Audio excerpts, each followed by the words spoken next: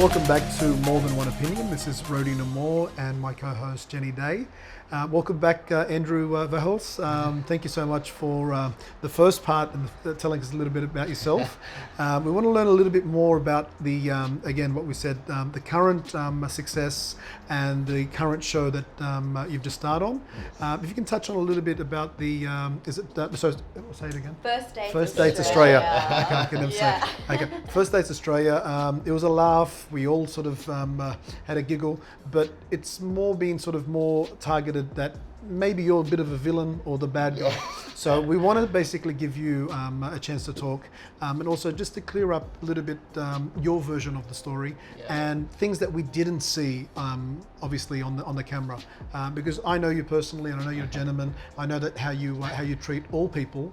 So just maybe, you know, the show was probably more to make their show the way they wanted to make it, but it made you a little bit sort of look towards the end after walking out as if you were the bad guy. And so give us a little bit of a rundown about the show, how you stumbled across the show, how they picked you. You know, also we want to touch on later on upcoming shows and things that we may see more of you. Yeah, so basically, I've always had love for the camera. I obviously wanted to be on it for a long time, but then the opportunity arose, and like, I am a hopeless romantic, so all things being considered, if I did find the right girl, it would have been amazing, but all things led to no. But it was a fun experience. I really enjoyed it. I guess it's just a window of opportunity for me to be on the camera, and I guess have people see me outside of that sort of social media bracket, because you can't hear my voice, you don't know what I really think or how I really act or any of my mannerisms. So it gave people a chance to see me in a respect of being on a date or in that sort of in that scene. And I guess the biggest thing is when you're in that zone, I think when you watch TV, it's all well and good to have opinions and go like, oh, I could have done this, or this guy's this way or whatever. But until you're really in that moment and you know, it's like being recorded and you've got cameras in every which way. It's very, I guess it's very high throttle, very full on, because you never know at the end of the day what's going to be edited, what's going to be taken out, or how you're going to be, if it's something's misconstrued or something comes across the wrong way. So I guess I had to be ready for that. So in any sense of the word, I guess ultimately I enjoyed the experience, and I want to do more at the end of the day. And I think it's just a great segue into that sort of for sure. Yeah. Yeah. Did you feel, like you said, with cameras everywhere, that you could maybe be yourself? I guess I did be. I did everything I could to be myself. I wasn't really holding back, and I guess I did as much as I could to keep, I guess, with the editing of the show, obviously, there wasn't any platform to show our conversation. And we were there for about an hour. Yeah. So we did talk. We talked about music, and she's a DJ. And I did say in the beginning, look, that is comparable, because I do like my music and I do like the electronic scene. So it gave us a bit of opportunity. But there's a lot of things that they cut out in regards to the conversation. So I think more than anything, they really focused on her eating abilities, or lack thereof. So do you think that was actually authentic, or was that produced? Not sure. If it is acting, she's very good at acting, because I didn't expect that for 1 second. But look, I went with it. I had a laugh. Of course, you're a gentleman about it on the date anyway. I guess, like I did say on the show, I can't dress like a gentleman, not be a gentleman. Correct. So I did pick up the bill. I did stay for the date. And I'm sure most people probably would walk out or made more erroneous comments about her than what I did. But I did as much as I could at the end of the day. I think I feel a bit sorry for her at the end of the day, because it is national TV, and she does come across a bit unpolished, I guess to say the least. So for me, I think the editing at the end was a bit hard in the sense of the way I looked. because for the whole date I was such a nice guy and gentleman, and I did everything I could, and then it just went to this bit where I've walked out and I've left her sitting there, and she's giving me the finger. And I think I guess the hardest part was the fact where when we sat down for the post-date interview, the editing process sort of took a turn in the sense that they did leave out that conversation at the end where she did sort of try and throw me under the bus, and she was saying that I was arrogant, and the way I dressed was over the top, and she just came off with this whole thing that I felt that she thought I was better than her, and sort of trying to put me in this stigma of being the villain. So I guess when push comes to shove, I could be a nice guy, but if you take a dig at me for long enough, I'm gonna walk out. Like everyone. Yeah, and I guess if she did that in the date itself, I would have walked out then and there. Yeah. So I guess for me to walk out being like that, it was sort of me just going like, I'm a nice guy, but I think everyone has their limits too. Of course. So, I think you just acted like naturally, like you know, any other sort of guy or female would do. Like everyone has their thing that kind of irks them about the other person on a first date, right? Like you meant to put your best foot forward on a first date. God knows Rodi has stories. So you do. This is about Andrew today, not about Rodi. So Andrew, give us sort of things behind the scene that people would be sort of asking. Could he have said this? Could have been this or that or whatever. Something that insights that behind the scene. Look, when it comes down to it, that was an hour TV show, and I guess all up I was on there for the better part of 20 minutes. Wow. And the whole process itself was a whole day experience. I was there from 11 o'clock till 12 o'clock at night. Wow. So with editing, like for example, me walking up and down the street, we did that at night, and we did like 4 or 5 takes of that. And then the pre-date interview of like who I was, introduction wise, for me that there was about an hour to do that, and then there was obviously 6 or 7 hours of me sitting in a hotel room waiting for the date itself, then going on the date, which was another couple of hours, and then I had to do walking and walking out, and sort of just getting all like the polishing of the whole show itself, so it just looks so seamless. So I guess anyone that's welcome to the experience know that it isn't just a quick sort of do the show, do the date, and then you're in and out. So you got to wait, up to 12, 13 hours just for that little bit. And it's pretty standard, isn't it? Like when it comes to shoots. I mean, I've done video clips with Ricky Lee and Havana Brown, and even a music video for a song that's 3 minutes can take like about 16 hours to do the recording and everything of that manner. And then of course the editing itself. So we recorded that back in May of last year. So up until obviously now when it aired last week, being like late January. So it was in May last year, 2019. Yeah, okay, 2019. Wow. So you got to be ready for like all the editing process and everything that comes along with it. It's you got to be patient. So if you're wanting to go on something like this in the future, you just got to be ready for the time delay that comes with it. Yeah, absolutely. And what other opportunities have you got? I mean, there could have been, you said other opportunities at the same time that was given to you, but you have to choose one or the other. Yeah. What else is coming sort of in the pipeline for you? Well, look, I guess the way it all works is there's casting agencies. So every channel 9, channel 7, channel 10, they all have their own casting agencies, and with that comes obviously the shows that are aligned with those companies. So for me, Warner Brothers does the casting for First Dates, and they do all the other romantic shows such as Bachelor, Bachelorette. So there's obviously all the potential for those sort of shows, and I guess it just depends. It's hard for me having a corporate life, a work environment, and trying to take a lot of time off to do shows like this. So with First Dates, I knew it was a one-day sort of program for me to be and do all the filming. So it made it very seamless for me to take the day off work. Whereas something such as Bachelorette or Married at First Sight or any of these other shows, I really need to consider the fact that I could be on there for maybe 12 weeks, 3 months. Process. So with that comes obviously the fact that I won't be remunerated in the sense that I'm taking time off work. And I think it's a bit of a catch-22. So I guess in that sense, that's the gist of why I can't do these sort of shows or where it will go in the future. But if I do want to go into that sort of realm, yeah, I've just got to be prepared to take the risk, I guess. Absolutely. Okay. And just know that if work says no, then it is what it is. But yeah, I guess this is sort of the avenue that I want to sort of begin to sort of go down with. Okay. So yeah, we'll see what happens. Well, it'll be definitely on the cards for you. Yeah, That's hope for so. Yeah. Where do you think this is taking? Like, obviously, the any publicity is good publicity. Yes. Obviously, we want as positive as possible, Yeah. but any publicity on TV is good. So, where would this, you think, lead to?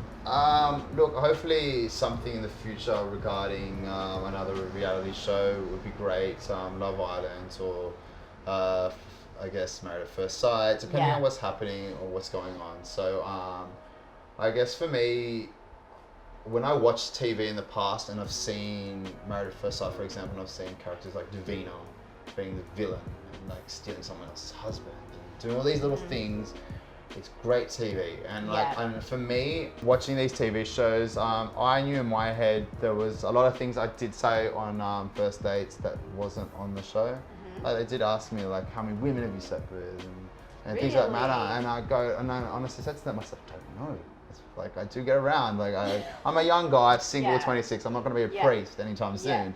So for me, like when they ask questions like that, if that was to be put onto the show, I guess people would have been like, that guy's a douchebag. This guy's an idiot. This guy's a misogynist or a chauvinistic pig. Like it could have been a lot of things said. So for me, I was really open to the idea that like whatever they edit or don't put in or whatever I say, it's going to come across one or which way to somebody else. Guys, like all my friends go, like great show, and all the women that I know that are close to me, I go, how did I look?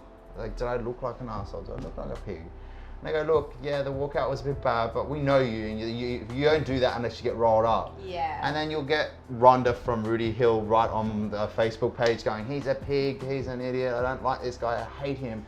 And if I got to sit there, like I looked at it, and yeah, it does irk you a little bit, because people don't know who you really are. But if I'm going to sit there and comment and reply to every single person on there, I'm not going to either work, I'm not going to get what I need to get done. And if I get little This things is your like, chance now, so you can. well, if I get little things like this affect me now, if I get something bigger in the future, how am I gonna handle myself? I'm gonna crumble. Correct. You know what I mean? Correct. Yeah. You gotta look at yourself like in the sense that as any celebrity would, like Justin Bieber or Cristiano Ronaldo or anyone of that like that high level. Like they're gonna have their haters. They're gonna have their good days and bad days. They're gonna say things that come off a certain way.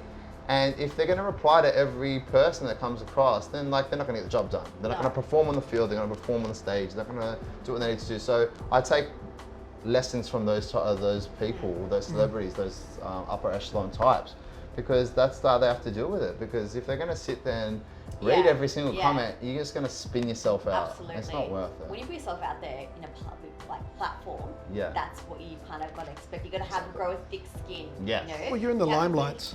You know? Yeah. It's all poppy syndrome at the end of the day. I think Australia's got some bit of the stigma with that, where is if you stick for anyone that doesn't know what it is, think of a hedge, and if one of the stems sticks out from the top, you cut down to bring you back down to earth or bring you up to the mediocrity level, and that's the way it is. It's always going to be. So no matter how I looked, I knew what was going to happen is I put myself out to be in the spotlight, to be on a national TV show, so I've got to take it for what it is. Yeah. And not everyone is everyone's cup of tea. Exactly. And that's fine. You don't want to be That's it. right? So all I wanted at the end of the day, ultimately, like I said, I wanted to, if I did find the right girl, great, but I was predominantly there, I want to make good TV. I want to have like something to look back on and say 5-10 years time and go, I did something. I did this, I really gave it a shot. And is acting on the cards for you, Andrew? I'd love to do it. I don't really have any acting credentials in the sense that like I've done little extra things here and there, but I don't have really a repertoire for like the acting profession. But I guess maybe one day, like soon, I'd love to go to do acting classes. He's good with the camera. Like he works well. Yeah. Like I mean, out of the whole sort of crew that was there that I saw, that whole show, you stood out. Not just because you're my friend, you stood out. Thank you. Which means, you know, I'm sure any producer, anyone that's watching it, would know that there's talent there. Yeah. So you handled it well. I know that you're very old school way of thinking. sort of the way you dress, just old school, very classy, James Bond very vibe. James Bond vibe. So I know a little bit about you, but I mean, just so the audience know also. So you're not actually on Tinder, but someone's stolen your profile. Yeah. So someone else is basically posing as Andrew. And tell us the story if you can share it. I guess, or not recently, but in the last probably year or so, there's obviously dating apps, Bumble, Tinder, and even for the gay community, there is Grindr, and I've been featured in all of them. Oh, wow. To not of my knowledge. So obviously someone's catfished me. So someone's taken my photos, made the profiles, and I'm pretty much open with my social media. So people know what I do for work. Yeah. They know how old I am. They know my background. So it doesn't make it very hard for people to sort of imitate who I am. So I've had girls come up to me, for example, at church when I was with my grandmother, and they've introduced themselves, and I said, hello, how are you? And then this one girl got really upset, and she was like, you don't know who I am? Like, what's going on? And I go, no, I don't know you at all. She goes, so who have I been talking to on Tinder for the last couple of weeks? Oh, no. And I was like, and I go, can you please show me? And I felt scared for the girl, because like, who is she going to meet up with? Like, what's going on? You know what I mean? So, What is the vetting process? yeah. I mean, where's the validation? Like, how do you know verify people? Wow. But What about ID?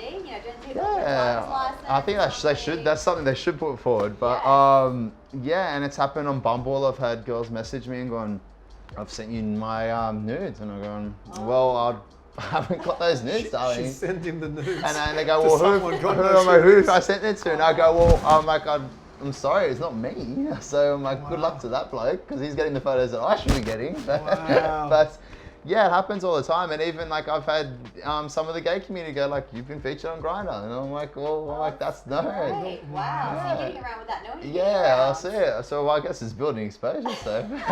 Publicity. in the right way. You're being approached by complete strangers going. That's it. But I guess I got to be open to it. And I've got other mates that have been in the same position that are bigger models than are bigger influencers than I am, and they're in the same position, and have found counts all over the world. So For the life of me, I don't understand what these people are thinking, because, like we spoke about. We spoke on our show. Yeah, they have to see you. See you in person. Eventually, ultimately, you got to meet up with these people. What are you going to do at that point? Because we had one about filters. Yeah. And I mean, if you're this big, but you look this big in the or you look a certain way, people are going to have to see you. Eventually, yeah. Just be you. Exactly. Look, it's a tough one, but I guess you're going to be expecting more and more of that. A whole another level. But he's going to be expecting more on this. This is what's going to happen. I take comfort in the fact that someone thinks I'm good enough to imitate. That's So imitation is the highest form of flattery. Yes. Yes. So to wrap it up and to sort of give a spin on things, on your view, Yes. what's your ideal date? My ideal date is I love restaurants and anything of that high class manner, but I like simplicity in the fact that I remember one of my girlfriends that I asked out to be my girlfriend a couple of years ago. I had a picnic basket, cheese, a couple bottles of wine, and just found a nice little spot. Went on the beach, and I think this day and age, anyone can throw money at it. Like any guy can go on a date and go like, here's $1,000 for the bill, and buy a bottle of wine, lobster, whatever. I think when you have a bit more of a process to it, and you have a bit more thought, and you think about it, and a bit more personable, I think a female or a male, anybody that you date, will like it, because you've taken the time to just go out of your way to try something different. Yeah. Now, in the world of dating apps, you've been a bit old-fashioned. Yes. I have to ask you, do you prefer meeting someone the old-fashioned way or through dating apps? For me, look, I'm not privy to anything, so if I do meet a girl online, great, but I'm more of an old-fashioned approach, so I would rather like to meet someone on the street or in a bar or through work, whatever it may be. So it gives us, but then, because for me, the way I look at it is, if that woman does decide to be the love of my life and I get married and have kids, God willing, and one of my children go, hey dad, how did you meet mum? And I go, oh, we met each other, we liked each other's photos on Instagram. I know it's a digital age, but into the DMs. Yeah, slid into the DMs. I would rather just go nah, mum was walking down the street and I bumped into her, and bought her a drink or did something, you know what I mean? A bit of a story behind it makes it a bit better. So yeah, I think the old school mentality. But having said that, like, okay, if you're lucky to meet someone, regardless of where it is, good luck. And all the better, more to you. I just have one more question, kind of like for our viewers. I'm sure the audience would want to know, what specific qualities do you look for in a partner? For me, and do you have a type? Yeah, I like my dark feature girls, like the ones nice, dark eyes, dark skin, long hair, curves. But like, look, attraction is obviously important. Like, you don't fall in love with someone's personality straight off the bat. Like, if I say someone I like, that's obviously the point of attraction. But for me, personality-wise, I love humor. I go with substance. Someone that's got something between the ears is always important. For longevity. Yeah. You need, I guess, someone that's spiritually and emotionally intelligent. Understands, because I'm not the pick of the litter. I'm a psycho at the best of times. I guess we all are. And I do have my faults, but I guess someone that understands your faults and works with you and just motivates you. And a woman with ambition, a woman that, for me, it's if I'm on my own path and I'm doing my own thing, and if I find a woman that's also equally on her own path and is a strong woman and doesn't really need me in her life, but we work together, that's the best, because that's when you build something. If someone's relying on one or the other, then you'll find that eventually it turns sour. It's like our show that we done. Same thing. I love a strong, like for most men, I'm not sure, but for me, I'm attracted to a strong woman. I like a woman that's smart, but tests me, that argues and goes, no, Andrew, you're wrong. Like, I like that, rather than someone that just goes, yes, all right, and just sort of, I know, submissive. I don't like that. I need someone that's sort of gonna push me. Makes it all the more longevity. It's actually like not very common to actually, see men these days who appreciate or want a strong woman. They just want like someone who's sort of placid, stays at home, does the, because a lot of men are intimidated. They don't want someone smarter or smarts. But you'll find that eventually, if she isn't smart, then all the load's going to be on you. So, it's a bit selfish, but really you want a partner in crime. Exactly. You want someone that is basically exactly like you. Smart, ambitious, will carry the load with you. Not just dump it on you and go, well, I don't know, I married you, you're the smart one, go for it.